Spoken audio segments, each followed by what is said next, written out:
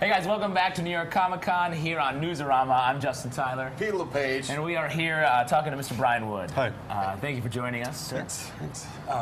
Let's first talk about The Massive. Okay. What do you want to talk about? In case people don't know, explain what it is. All right. It's an ongoing book I'm doing at Dark Horse. It is about a crew of hardcore environmentalist types who survived the end of the world. Awesome. And it's the end of the world, not in like a literal sense, like everything blows up, but more of like a environmental disaster on the scale that kind of reduces everything to like a third world. So they were right, basically. Nobody listened. They were, yes, but it's kind of like it's such an extreme event that's kind of one of the driving mysteries of the book. Like, why did it happen this bad, this all at once, you know? And so they're sort of in this unique position to kind of like sail around and kind of like solve the mystery, and we kind of see like this ravaged Earth and all this like flooded cities and chaos and societies breaking down. It's the kind of thing where you like watch the news and we're like, oh Jesus, someone better write something about this. No one's paying any attention. Yeah. No, I really look at the. In a sense, I always tell myself I have a very warped job because I have to look at the news and then imagine it if it was like so much worse. Right, it's basically how I write that book. So you're just haunted all the time by these dark visions. Wow. Yeah. That's cool. And so a couple issues are out? We're up to issue 5. Five, right. Yep. Cool. And it's an ongoing. Yes. Awesome. Great. Now, let's talk about one of our favorites, Conan the Cimmerian. Conan the Barbarian. Yes. That is his name. Yes. Right. And, wow. But what I really liked is this idea of, taking his woman and out of her kind of place and then like kind of battling for his love on land. It's really a very touching story in such a brutal world. It's kind of a funny book in the sense. I mean, I'm tasked with adapting this original novel that really is a love story, and so it's kind of like an unusual Conan book in that sense because you don't really expect to open up a Conan book and see him dealing with that. The subtitle is Conan's Got a Girlfriend. What's he gonna do I'm sure there are readers that believe that it should have that title. So I'm really putting them both to the test, which I feel like is like any great book is when the characters have to go through hell. Yeah. So I'm writing 25 issues of that, and we're up to issue 9. So there's like a ways to go. There's like over that entire run. It's like an arc of their relationship. So we're kind of like on the upswing when they're sort of like having fun for the most part. There's a couple bumps in the road, and then I'll drop the hammer on it afterwards. Oh man! Very exciting. Well, anybody that's like read the original novel knows, hammer gets dropped. Well, it's sort of a tough time to be in a relationship. They're like fighting people all the time. They're at sea. Well, there's like a lot of available women too. Yeah, exactly. It's hard enough for us living in Brooklyn. Brooklyn guys to maintain our relationships. These guys are fighting all these folks from all over the place. That's true. But what I really like about it is the sort of the balance of the book. They're both like hard asses, but clearly they love each other, and so it's sort of one of them gets sort of softer toward the other one at different times. It's like a right. I real mean, they're dance. they're definitely from different worlds. Yeah. So I think like that's where a lot of the conflict comes from. Awesome. Cool.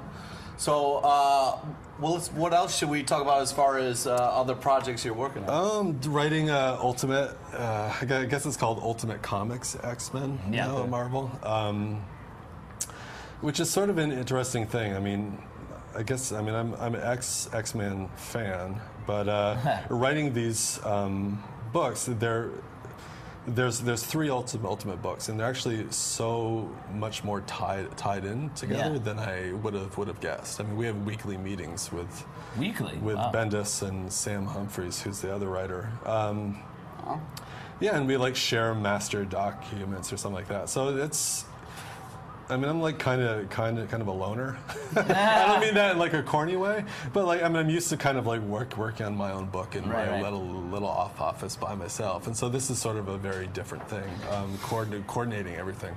But it's been a lot of fun.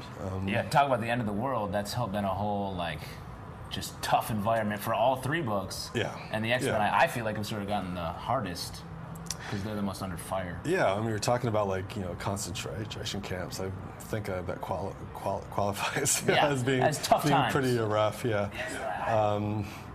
but that's going great. I mean, I don't know. I think we just exited the event, the big Captain America becomes president event. I'm like, that's out, right? That's out. Yeah. All right, so I'm doing that. I'm writing, although it hasn't come out yet. I'm writing a Star Wars book. Awesome. Called Just Star Wars. I thought you were for going Dark to say Horse. it's called Just Star Wars. Well, Just Star Wars. Maybe it should actually. Yeah. With like a little scroll font over it. That's a pretty big title to put on there. It's yeah, but it's. I mean, everybody sort of asks me if I feel like there's like a lot of pressure writing these because it's all like the original cast, Yeah. you know. And I actually find it really, I mean, easy in like a very enjoyable way because it's very easy to like imagine dialogue in the characters' voices. Right. You Those know? are characters that I feel like growing up on it. Like I feel like I know them. Yeah, So yeah. they're so fully imagined. Right, and so I can write dialogue and I can imagine Harrison Ford's voice saying it, and I can tell if it's right or not. Yeah. It's a lot more fun than I really feel like I should have. To Yeah. be honest with you, like I'm getting paid for it. You know? Yeah, right. And that's like Yeah, well, you don't want to get paid and have fun. I mean, that that's just. a nightmare. What and that's an ongoing that starts. That starts in January. I mean, I mean, it's ongoing in the sense. I mean, it's this is ongoing as like anything is. Really. Right. I like agreed to deep. like I signed up for like a year. Yeah. Because I really didn't know what it was going to be like. I mean, when you work on these license books, you have to like submit everything to like Yeah. approvals and Very careful. process. And so I was kind of hedging my bet in case it wasn't as much fun as it is. So at least a year, possibly more. Does it touch any of the events from the movies? It starts right after what I call the first film, Right. which I'm sure is what you Yeah. also call I it. think we're all The first film. We're all the same. We're all pretty cool dudes here. Yeah. so I we're think all I good. really should be like learning to like say it the other way. Yeah. But it's Don't you just dare. really hard. It's really Yeah, hard don't to do you that. dare. Yeah, so it picks up immediately after that, like a couple of days after that. Awesome. And I'm in no rush to get to The Empire Strikes Back. Yeah, that's just kind awesome. of dealing with that little period of time. And there was definitely a gap there, so you can have any number of Yeah, things. there's a lot of things that happened in that jump, you know, and we never really saw how or why or anything like that. So. Yeah. That's really good. Well, thank you so much. Sure, I mean, thank we you. really enjoy your writing, so keep Yeah. up the great work, man. Yeah, great. Thanks. Yeah. Thank you. Thanks for talking to us. And you guys stay tuned for a ton more from Comic-Con.